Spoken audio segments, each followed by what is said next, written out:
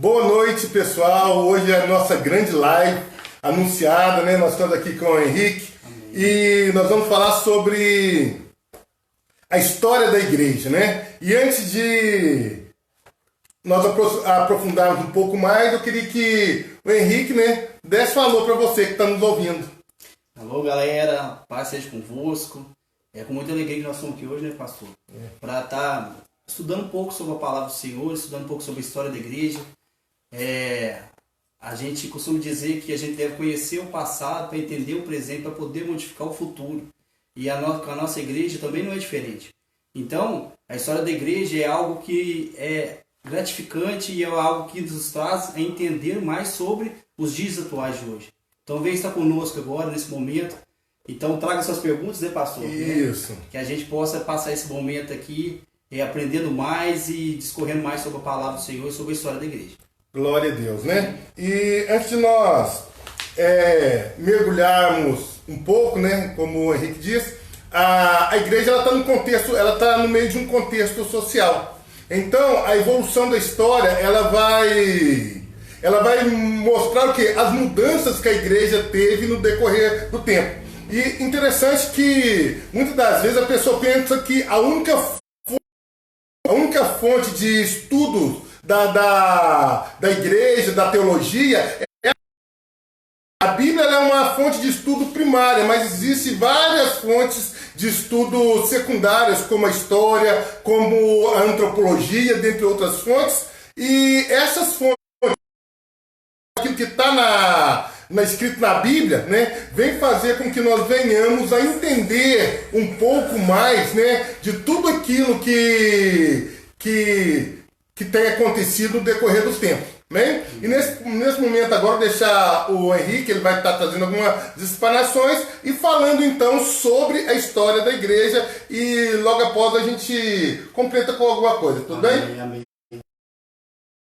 Amém, gente. Importante a gente salientar, a gente falar que a igreja não é templo, né? A igreja não é quatro paredes, a igreja é eu e você. Né? Então, quando a gente trata de igreja, a gente vai estar falando isso nesse tempo aqui. A igreja é eu e você, a expansão da igreja, o crescimento da igreja, a história da igreja, a história minha e sua. Então, não tem como falar essa história da igreja sem a gente não falar, a gente não contar o contexto que foi, quais os acontecimentos que aconteceram para que a igreja se fundasse. Então, é importante a gente falar, né, pastor, sobre a história de Alexandre o Grande. Porque no período interbíblico, no período branco da sua Bíblia, aí, né, antes dos evangelhos, a história menciona, né, o pastor diz que a gente deve usar a Bíblia como primórdio, mas a gente deve procurar livros, estudar algo que venham acrescentar. Mas no período interbíblico conta a história de Alexandre o Grande, que era grego, né, um homem que trouxe uma cultura vasta, uma cultura grande para que o povo judeu crescesse.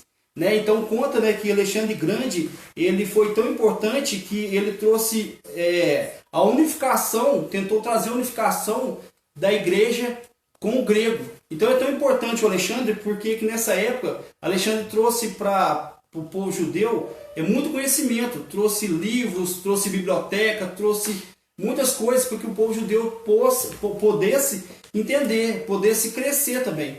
E conta que Alexandre ele foi tão importante que ele teve que fazer, né, pastor? Ele fez, né, com que a Bíblia fosse traduzida para o grego, porque o grego se tornou uma língua universal. Então a Septuaginta, né, que a gente costuma dizer, foi dessa época. Então o grego se tornou uma língua universal. Então é importante salientar que o povo judeu, a língua grega foi importante porque ficou marcado como a tradução do Antigo Testamento nesse período. Então conta a história que Alexandre foi muito importante para que a igreja começasse a nascer. Mas aí depois de Alexandre Grande começa a história romana, né? Começa o povo romano, que os romanos os romanos dominam, né, esse período. E conta a história que no período romano, Jesus, né, vem à Terra.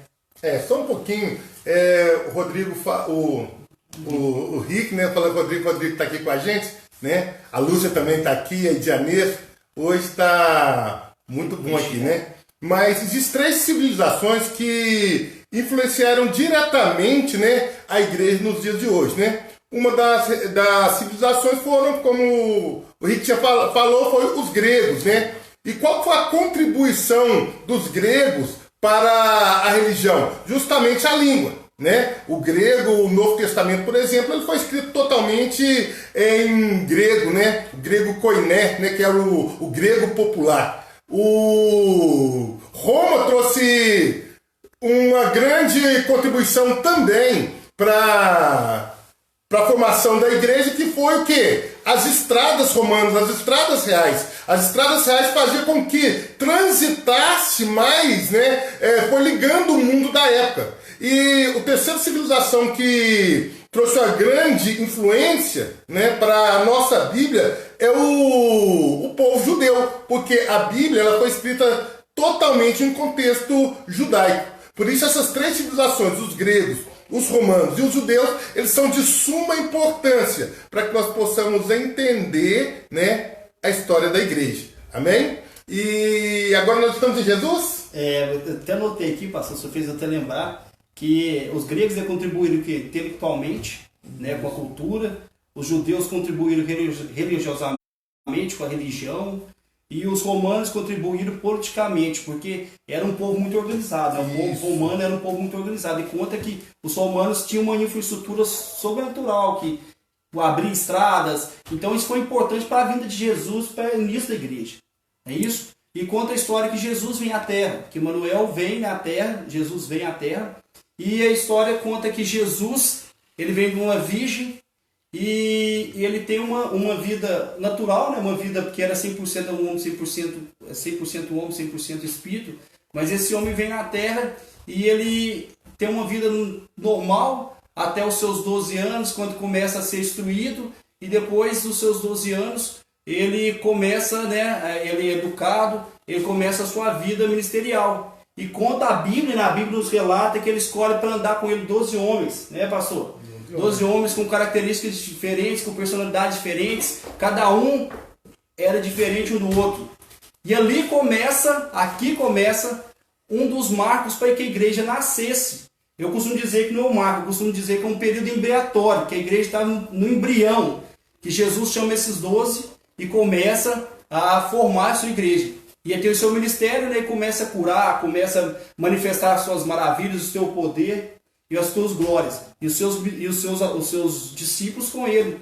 E as pessoas começam a ver isso e começam a andar com Jesus, a querer estar perto de Jesus. E ali começa a se formar uma certa comunidade, uma certa igreja. Só que ainda não é igreja. Que a Bíblia menciona que em Atos dos Apóstolos, que Jesus ele vem, né, que Jesus faz esses milagres, Jesus faz essas maravilhas, né, e que Jesus morre, né, é açoitado, é perseguido, e ele morre e ressuscita no terceiro dia. Mas a igreja se funda mesmo em Atos dos Apóstolos, no capítulo 2. Glória a Deus. É aqui que se forma a igreja, no capítulo 2. E os referenciais, né, o ponto, né, é a descida, né, do Espírito Santo ali, capacitando a igreja. Não tem como desassociar a igreja do Espírito Santo. Né? O Espírito Santo e a igreja, eles caminham juntos, né? Porque é uma obra de cooperação entre o homem, né, e o Espírito Santo de Deus. Né? E aí então um novo tempo, né? E aí, Henrique? E eu quero falar, pastor, eu estava até estudando lá em casa, né, e pensando por que Jesus não criou a igreja antes, né? Aí justamente o senhor falou, né? O poder do Espírito Santo era necessário, porque Jesus fala, né? Que em Atos dos Apóstolos está escrito lá que do alto desceria o poder. Para quê? Para fortalecer a igreja. Então Jesus deixa claro que não teria como a igreja existir se não existisse o Espírito Santo para fortalecer a igreja. Para fazer com que a igreja resistisse aos dias que viriam. Então tem uma palavra que eu notei aqui, que está em Mateus, no capítulo 23, no verso 34, que menciona isso, que Mateus fala assim, portanto eu vos envio profetas, sábios, escribas, a uns matareis, outros crucificareis, a outros aceitareis nas sinagogas, perseguireis das cidades em cidades, recarrerá sobre vós todo o sangue do justo derramado sobre a terra, desde o sangue do justo Abel até o sangue de Zacarias, filho de Bacarias, e que matastes entre os santuários e o altar. O que é isso? É falando que o povo sofreria açoites, o povo passaria por momentos tribulados, mas Jesus deixa claro que com a descida do Espírito Santo o povo criaria o que? Resistência. E é tão interessante que a gente vai ver aqui, quando o Espírito Santo toma esse povo, né, pastor? Em Atos dos Apóstolos, capítulo 2, a igreja, o povo reunido em determinados lugares, em torno de 120 pessoas, reunidos ali, o Espírito Santo desce sobre o povo, e o povo começa a falar em línguas, as pessoas começam a manifestar o poder, línguas repartidas de fogo. E o interessante é que depois que termina isso, a gente vê uma mudança de personalidade na igreja. Você vê uma mudança de personalidade nos discípulos. Porque Pedro muda, porque Pedro ele se transforma. Porque a gente conhece a história de Pedro, a gente vê que Pedro foi um homem que andou sobre as águas, mas um homem que teve medo. Mas também depois a gente vê que Pedro foi um homem que negou Jesus.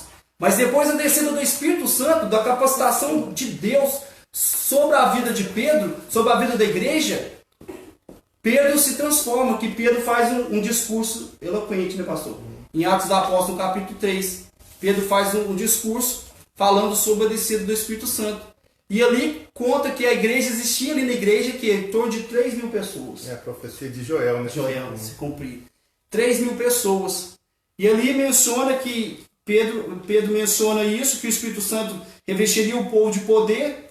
E Pedro e João vão para uma, revestidos de poder, eles vão para o templo, que a igreja começa a se formar, a igreja começa a se construir, revestida do Espírito Santo. E Pedro e João vão para o templo, porque as pessoas eles adoravam ainda a Deus. Eles vão no templo, encontram um coxo ali e começa a fazer o quê? Inspirado pelo Espírito Santo, inspirado por Deus, começa o quê? Começa a fazer com que o ministério de Deus continuasse sendo feito na terra. Então, esse coxo pede esmola, mas Pedro e João, o que eles têm para dar? A Bíblia menciona que eles tinham para dar o quê? A cura.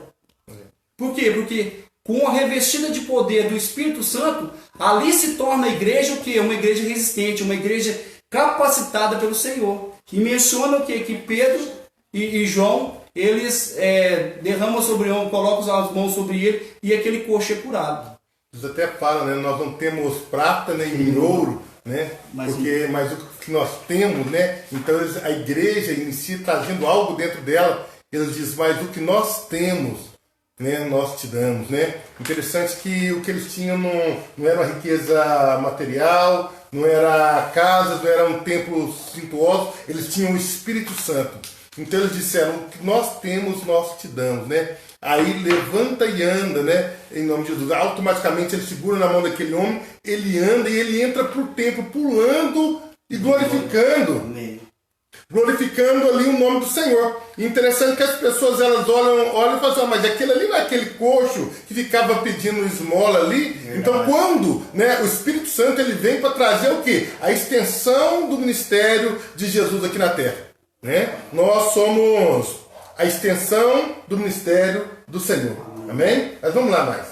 Aí me fez lembrar, pastor, que depois que Pedro e João, né, derramam sobre esse homem cura, que esse homem é curado, as pessoas do templo, o povo do templo começou a ver e falou assim, nossa, quem que é esse que estão curando? Estão curando? O que é isso? E essa fama foi crescendo ao longo de Jerusalém, ao longo da região. E conta a história que de 120 pessoas para 3.000 pessoas, a igreja, em Atos dos Apóstolos, no capítulo 4, fala que a igreja ela cresce para 5.000 pessoas. Por quê? Por causa do discurso e por causa do quê? Da cura que esse povo estava fazendo, porque o Espírito Santo tinha descido sobre esse povo. Amém. E eu quero salientar também, a falar que a igreja começou a ganhar uma expansão tão grande que ela necessitou o quê? De ter mais cooperadores. Isso. Né, pastor? Mesmo porque a promessa era de Jerusalém, Samaria, como é que é? Jerusalém, Judéia, e Samaria e até os... Então, assim, o propósito do crescimento da igreja, o projeto do crescimento da igreja, não era atingir somente os judeus, mas era atingir judeus e gentios, né? Então a propagação, a igreja começa a se expandir de uma maneira muito grande. Demais. A igreja era muito perseguida. Portanto, Pedro e João, eles são presos, né, pastor? Eles vão presos por quê? Porque eles estavam pregando o nome de Jesus. E Jesus já tinha sido perseguido. Então, essa fama de perseguição já estava vindo já. Portanto, quando o Espírito Santo desce sobre o povo estava o quê? Ele estava escondido, o povo estava com medo. Porque o povo estava sendo perseguido. A igreja já sofreu uma perseguição desde o ministério de Jesus. E essa perseguição, ela continua em todos os Atos dos Apóstolos. Que a gente vai ver futuramente que o próprio, né, Paulo, ele é perseguido do início até o fim. E eu quero lembrar também que a igreja necessitou de ser o quê? Expandida. Né? O pastor falou aí que ela precisava crescer, precisava de mais cooperadores. E eles levantam em torno de 6, 7 pessoas para estar o quê? Para estar ajudando. E nisso tem um homem muito conhecido em Atos dos Apóstolos, que eu quero frisar e falar sobre ele, que é Estevão. Estevão foi muito importante, porque Estevão ele era o quê? Responsável por arrecadar alimento para as viúvas. E conta a história, a Bíblia menciona para nós que esse Estevão foi apedrejado, por quê? Porque ele levava o quê? O amor, que ele levava a presença do Senhor, mas porque ele levava a palavra do Senhor. Os próprios judeus apedrejaram Estevão. Porque o povo nessa época não acreditavam que essa religião era a religião do Messias. Porque o povo judeu achava que o Messias ainda não teria vindo. Porque se a gente lembrar, o povo que açoitou, o povo que matou Jesus foi o próprio povo judeu.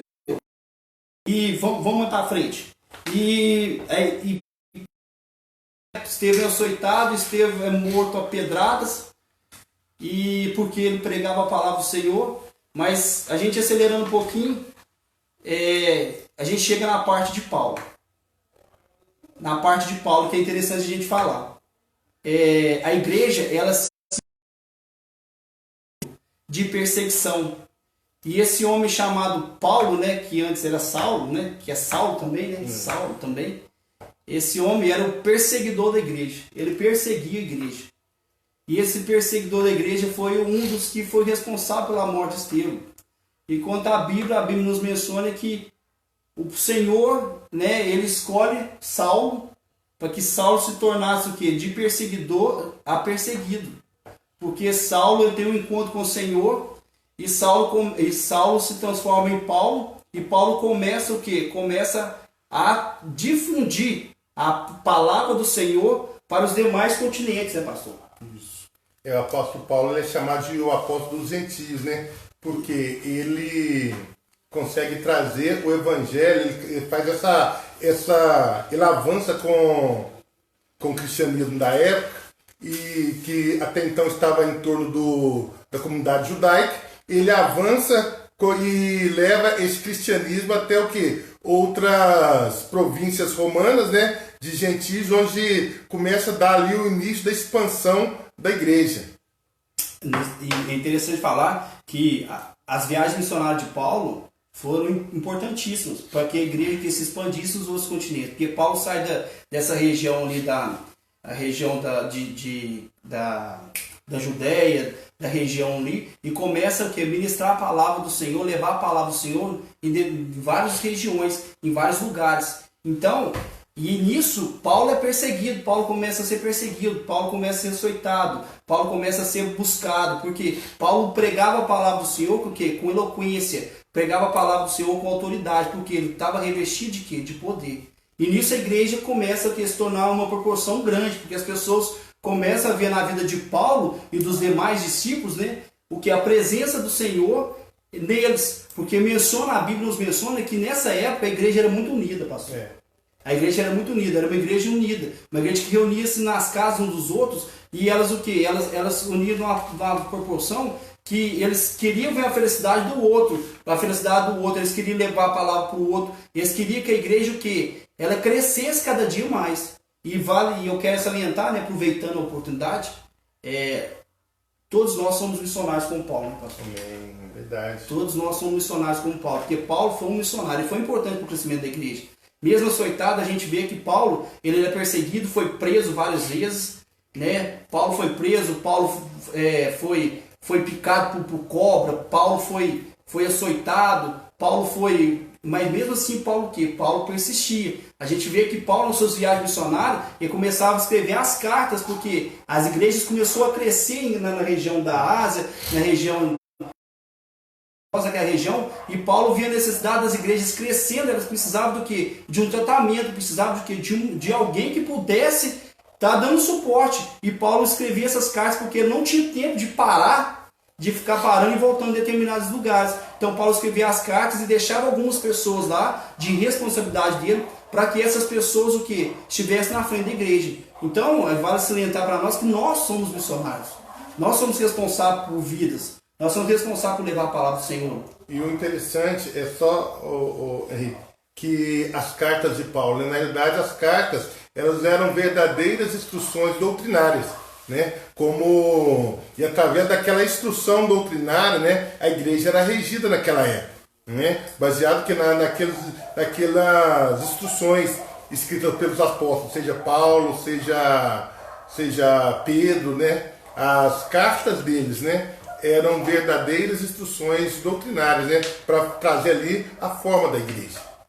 Vamos lá? E agora nós vamos, eu gosto de repartir, né, o pastor até repartiu aqui, né, pastor? Eu acho a parte do senhor é interessante, mas eu te reparti também. A igreja viveu vários períodos, né, que foram períodos da igreja, período da igreja antiga, da igreja medieval, da igreja contemporânea, mas nós vamos dar uma pincelada, né, pastor? E alguns períodos desse. Mas eu quero falar sobre um período que foi muito importante, que foi o período onde a igreja romana começou a se levantar de uma forma feroz contra os cristãos nessa época. Uhum. E a gente vai entrar no período dos imperadores, onde os imperadores eram grandes assassinos da época. Matavam judeus sem dó. Por quê? Porque eles viam que a igreja estava crescendo e cada vez crescia mais, parece que a igreja se multiplicava.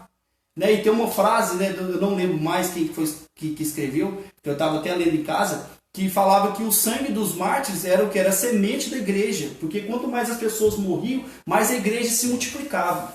A primeira maneira que Satanás ele resolve perseguir a igreja é através da perseguição, né?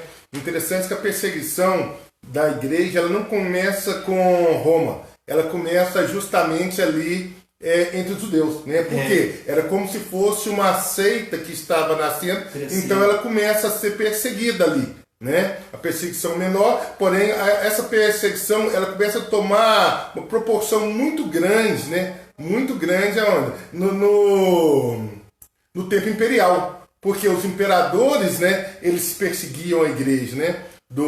Pelo menos no início, né, Henrique? E os imperadores perseguiam a igreja porque a igreja crescia de uma forma sobrenatural e os imperadores viam que o cristianismo ele não era bem visto pelos imperadores, porque os imperadores eles tinham, né, pastor, outra forma de adoração, porque conta, né, os livros contam que os imperadores eles adoravam a eles mesmos, né? Eles tinham templos que adoravam eles mesmos, eles adoravam os vários deuses, era um povo monoteísta, diferente do povo dos cristãos da época, porque os cristãos da época eles adoravam que somente a Deus, né? E eu quero frisar, a gente, né, quando a gente começar a falar aqui sobre os imperadores, sobre Nero, né, o primeiro imperador, né, pastor? Mas antes de entrar em Nero, eu queria falar de um cristão chamado Gardênio. Gardênio, ele era cristão e ele era também um grande arquiteto da época, não sei se poderia falar assim, e agora lá ele desenvolve talvez um dos maiores projetos da antiguidade, né, de Roma, né, que foi o Coliseu. Né? O interessante é que o Coliseu ele foi projetado por um cristão chamado Gardênio, né, para que pudesse ter ali o quê? Os jogos ali, né, com os gladiadores e tal. Só que com o passar do tempo, o Coliseu ele passa a ser o quê? Um grande centro do maior espetáculo, né, entre aspas, né, em Roma, da antiga, que era o quê? Que era com os cristãos. Foi um lugar usado para o quê? Para o martírio de muitos cristãos. Né? Mas eu queria deixar aqui muito interessante que o Coliseu ele foi projetado por um cristão. Eu não sabia. Eu não sabia.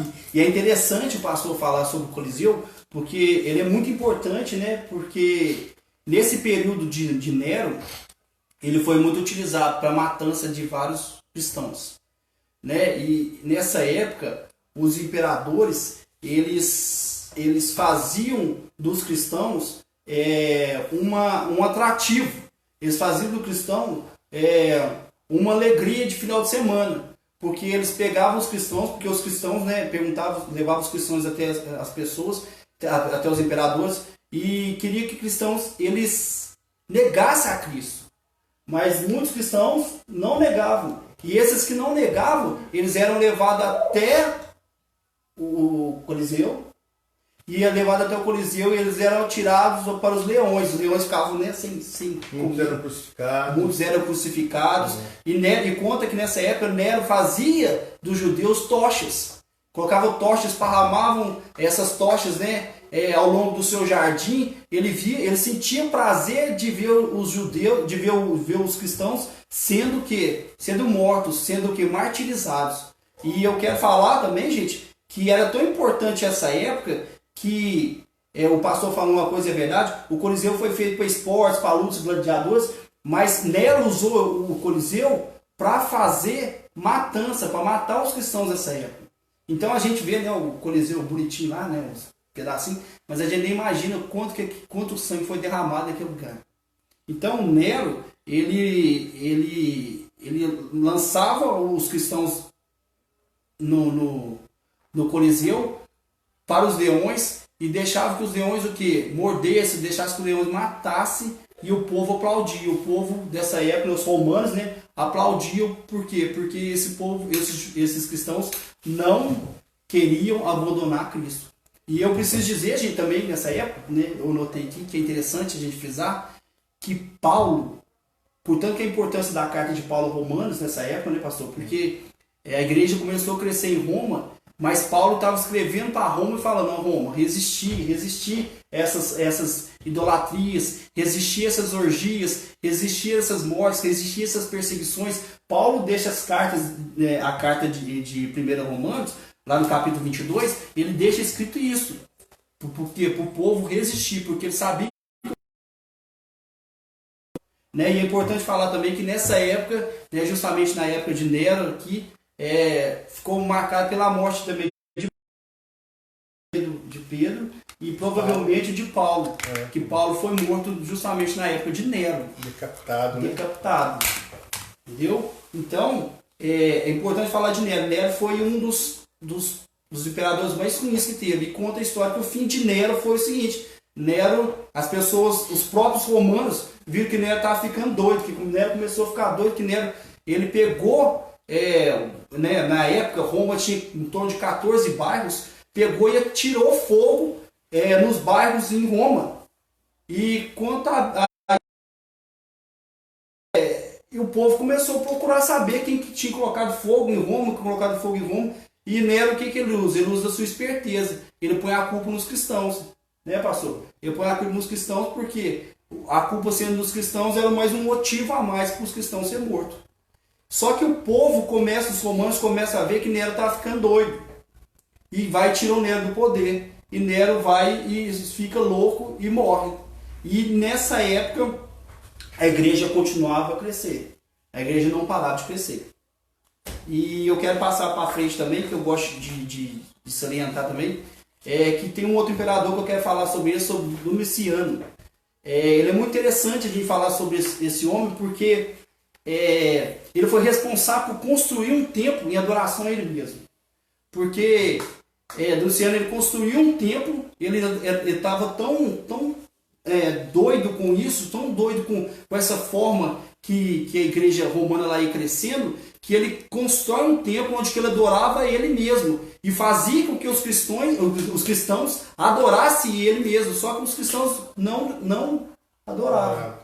Não adoravam. E nessa época a produção começou a se expandir, começou a crescer a igreja começou a crescer, só que os romanos nessa época começam a idolatrar, começa a idolatrar o imperador começa a idolatrar outras imagens, e nisso a igreja começa, o Império Romano começa o quê? Começa a ser um império totalmente diferente do início. O Império Romano começa um império totalmente idólatra, né? E eu queria até, pastor, perguntar, né? Já que pode perguntar, né?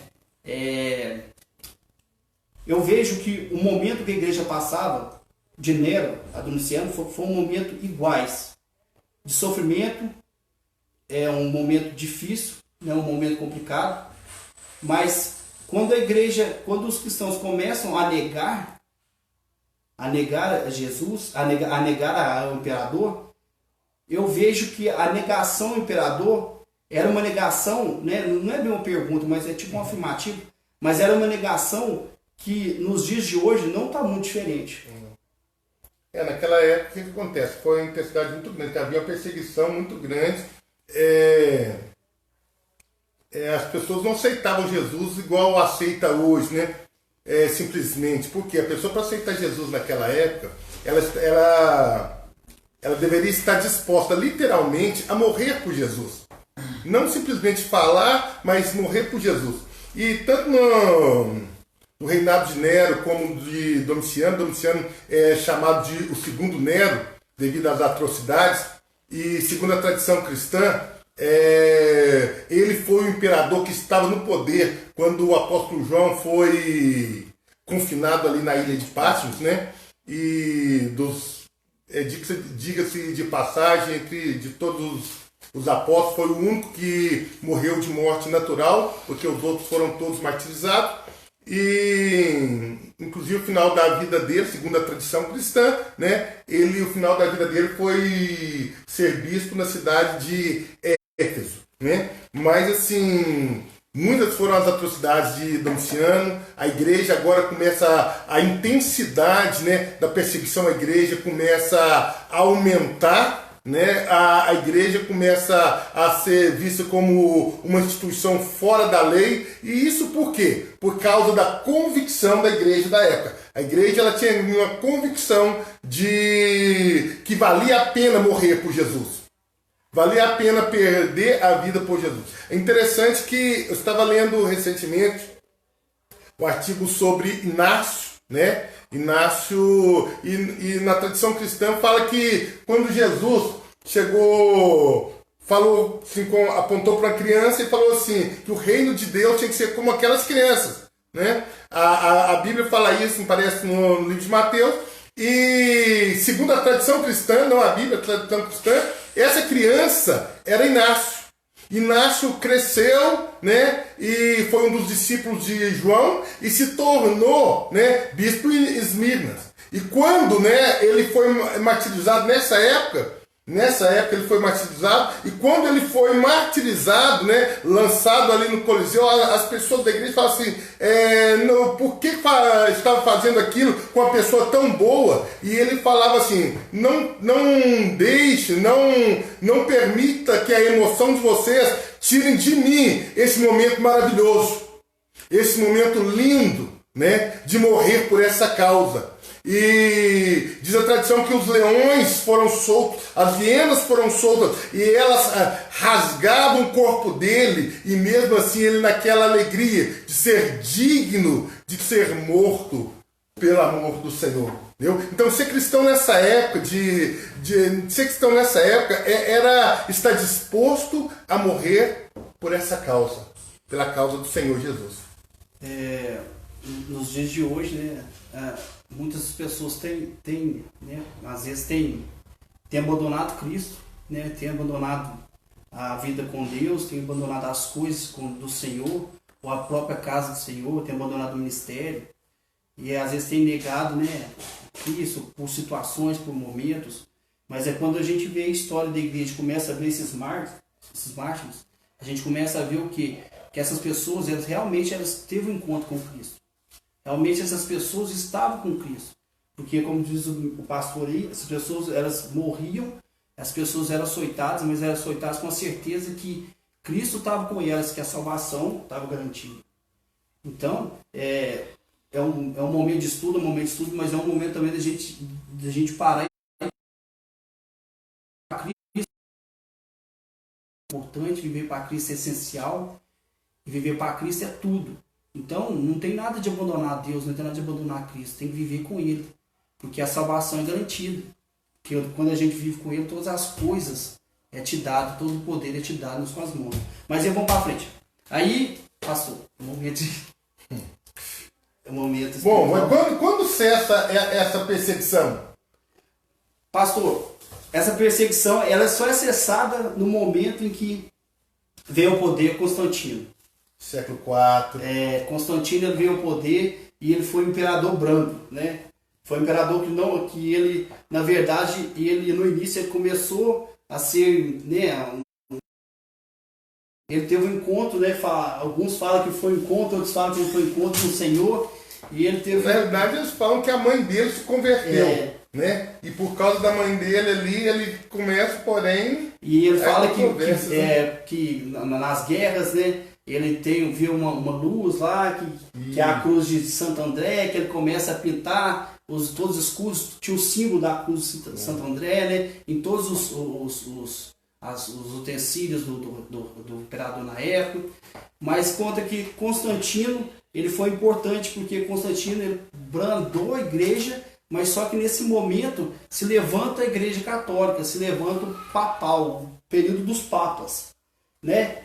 E ele começa a dar o poder sobre os papas, começa a entregar sobre o papa o poder. E a igreja católica começa a crescer nessa época. Que na realidade o que acontece? Edito de Milão, né? Edito de Milão porque até então o cristianismo era e a partir de agora o cristianismo se torna a religião oficial de Roma, né? Porém, o líder da igreja, o chefe maior da igreja, não era o Papa, era o imperador. E é interessante, havia os concílios, porém o imperador, né, ele nomeava Ele era o poder político.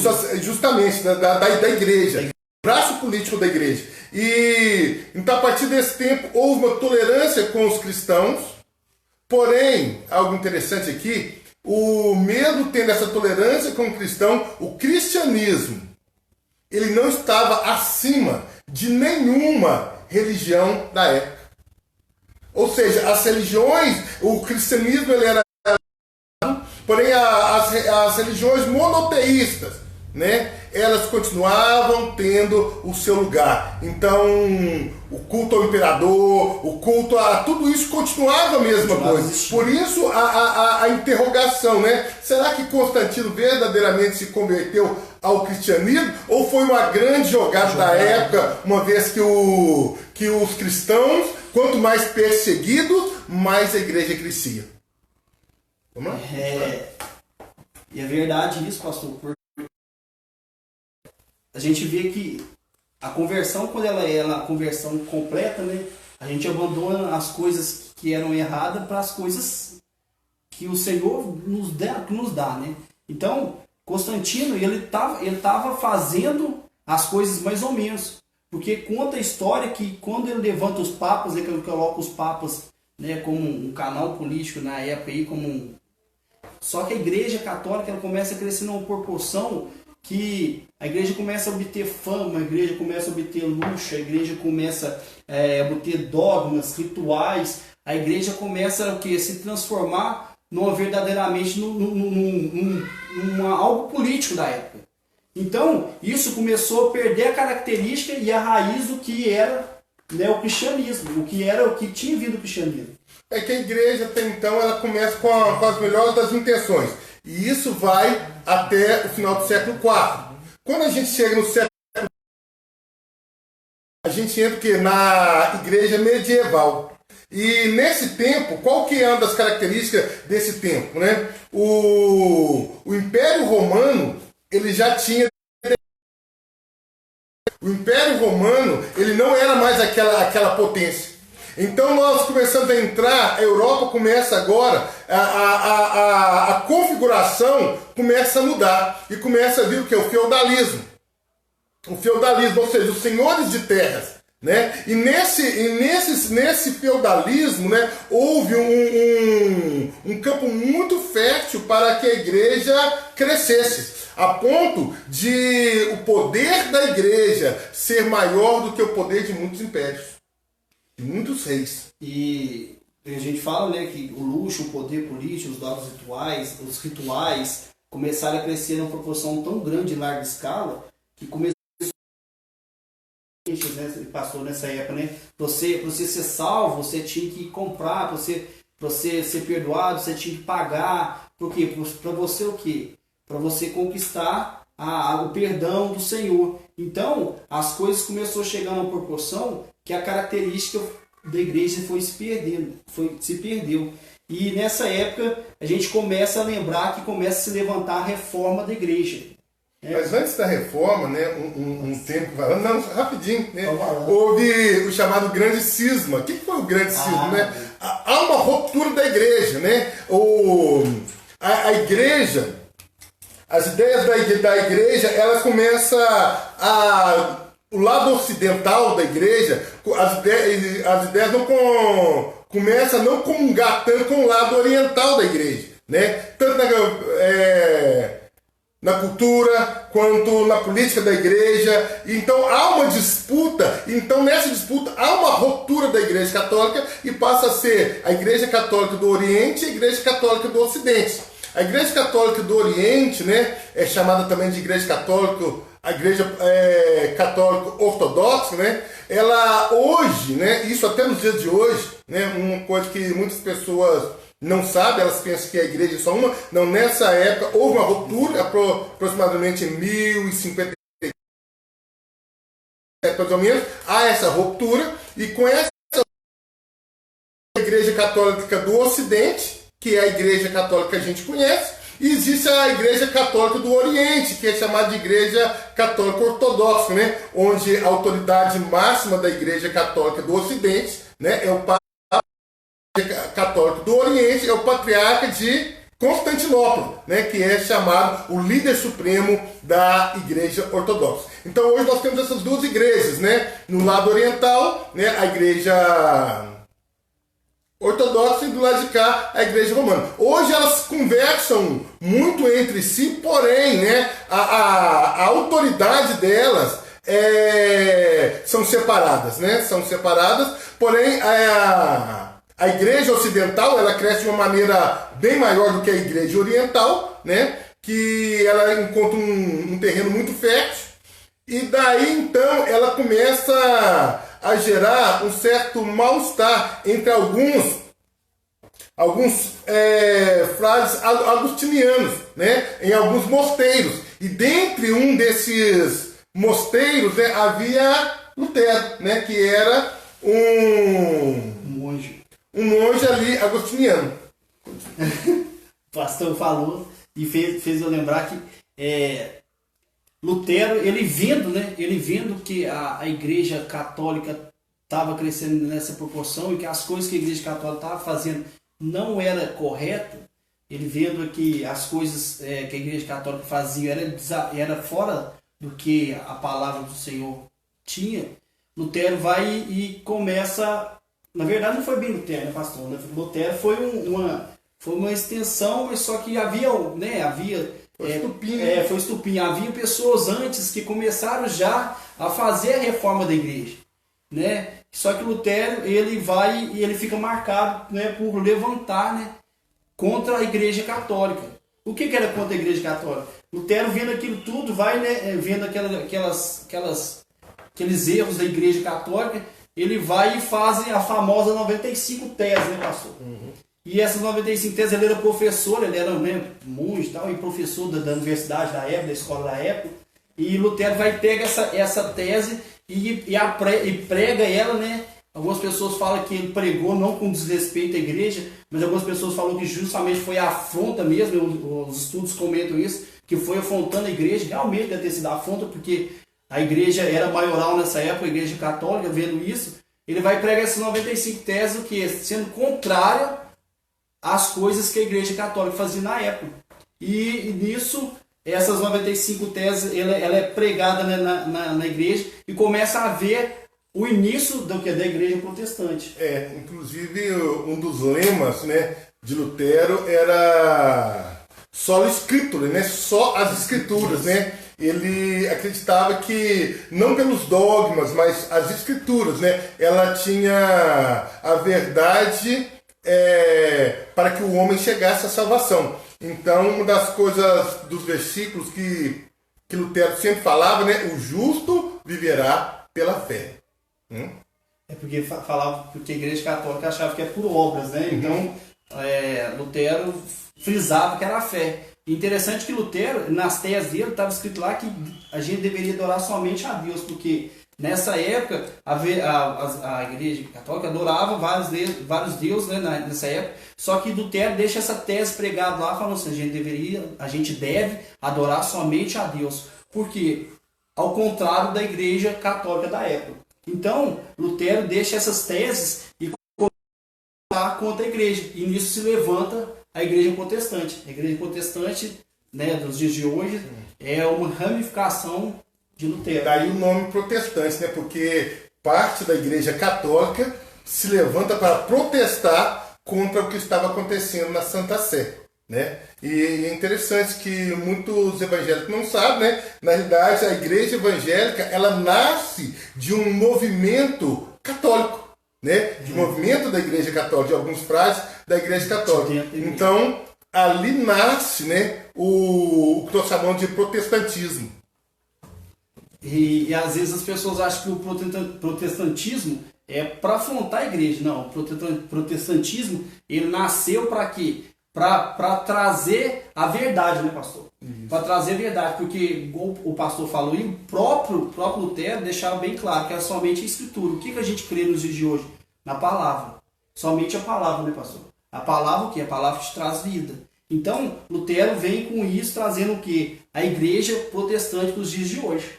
Só que nessa época começa a se levantar, né, pastor? A Igreja Católica, vendo que Lutero começa a levantar a Igreja Protestante, começa a se levantar contra a Igreja Protestante. Começa a levantar um movimento que é chamado um movimento de quê? De contra-reforma, porque era um movimento que era contra a reforma que Lutero fazia na época. É como se estivesse debatendo cada uma das teses, né? O antônimo do outro, o contrário um do outro. Então, eu notei aqui, se levanta o quê? Um homem chamado Inácio Loyola, um espanhol, jesuíta, né? Ele se levanta o quê? Um ex-soldado, com uma comunidade, levantando várias pessoas, levantava que um grupo, para quê? Para debater contra o protestantismo nessa época. Então eles se levantam e começam a ir contra a igreja protestante. E eu até anotei aqui, isso era com o quê? Com o apoio do Papa. O Papa apoiava o quê? Essa contra-reforma, porque estava vendo que a igreja estava se expandindo, a igreja estava se crescendo, a igreja estava o quê? Só aumentando. Glória a Deus. Amém? Amém, gente. Glória a Deus, que bom, né? Nós vamos dar sequência, semana que vem nós teremos outro tema e depois a gente precisa voltar nesse tema. Por quê? Nós paramos no meio do caminho. Paramos no meio do caminho. Nós vamos ver que mesmo do movimento de Lutero, a igreja ela vai crescendo e vai se redescobrindo, né? A partir de então, onde a gente passa pelo pentecostalismo, né? Ali a gente os anabatistas e por aí vai, né? O movimento metodista, né? O meu próprio Azusa, né? Então, até chegar nos nossos dias. Mas foi muito bom, o momento foi bem proveitoso. Espero que você tenha gostado, que você tenha aprendido um pouco, né, mais da palavra do Senhor. Nós vamos estar orando agora e eu gostaria que você fechasse os seus olhos, né, de tudo que nós falamos, né, antes de você fechar seus olhos, suas considerações finais, Henrique. Qual o conselho ou consideração? Aprendi com o Rodrigo, né? Gente? Henrique, né? O Rodrigo tá ali olhando ali. Glória a Deus. Mas a minha conclusão é o seguinte, que nada e ninguém vai parar a igreja. Parar o poder, porque na verdade a igreja é você. Então, não vai ter um imperador, não vai ter Marte, não vai ter martírio, não vai ter momentos, não vai ter períodos que vai fazer você parar. Porque a gente viu que vários sangues, várias pessoas precisou ser mortas para a igreja. Por quê? Porque a igreja quer continuar, para a igreja expandir, para que você estivesse dentro da igreja no momento desse, para que você tivesse conhecido a Cristo. Então, nada nem ninguém vai parar isso. Eu creio que a gente vê, né, cada dia que passa a igreja vai crescendo, a igreja só cresce, e que a igreja vai crescer mais ainda, porque a própria palavra nos diz que ela vai ser pregada aos 4 cantos. Então, eu creio nisso, eu creio que ainda há muito o que fazer. Então, você põe isso na sua cabeça, você é evangelista, você é responsável ainda por levar a palavra, você é responsável ainda por pregar essa palavra aos 4 cantos. Então, eu quero deixar essa conclusão com a sua vida. Muito sangue foi derramado, mas a palavra do Senhor e a visão do Senhor, ela não parou. Continua e vai continuar para sempre. Glória a Deus, né? E eu vejo também que, assim, uma das coisas que a igreja não vai parar, e eu creio nisso, né? É porque a igreja, ela não nasceu no coração do homem, a igreja, ela nasceu no coração de Deus. Amém. Né? A igreja, ela faz parte do propósito de Deus, ela faz parte do projeto de Deus. E quando eu falo a igreja, eu não estou me referindo a um templo, eu não estou referindo a um lugar, mas eu estou referindo a nós. Nós, como igreja, nós fazemos parte de um grande propósito do Senhor, né, nessa terra. Amém? Gostaria que você fechasse os teus olhos, gostaria de orar por você agora. Pai Todo-Poderoso, muito obrigado por este momento. Que o Senhor possa estar derramando da tua graça, do teu poder, da tua misericórdia, alcançando cada vida, cada pessoa. Pai, que o teu Espírito continua, Senhor, a alcançar cada vida e que a chama do teu Espírito comece a queimar no coração de cada pessoa, em nome de Jesus. Amém. Eu gostaria de falar sobre 2 livros que eu estou aqui, né? Um que te ajuda, você que quer estudar mais sobre a história da igreja. Um deles é As Catacumbas de Roma, né? Ela fala sobre o grande cemitério ali em Roma, né? Onde cristãos pregavam ali nas catacumbas.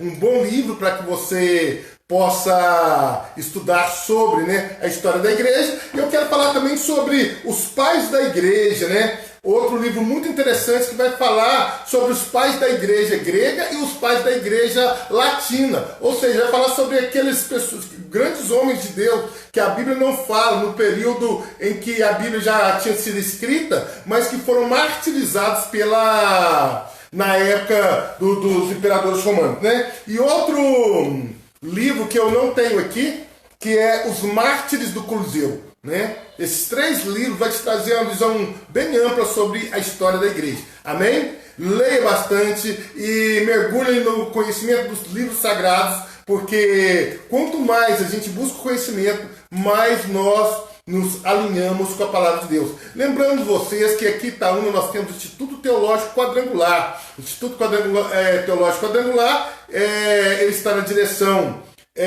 hoje diretora do Instituto, a pastora Thelma. E se você quer aprender um pouco mais de teologia, liga lá para ela, no Instituto, converse com ela, converse com a pastora Maísa, que ela vai ter informações para que você possa estudar mais a teologia. Amém? Que Deus te abençoe em nome de Jesus. Tenha uma boa noite em nome de Jesus Cristo.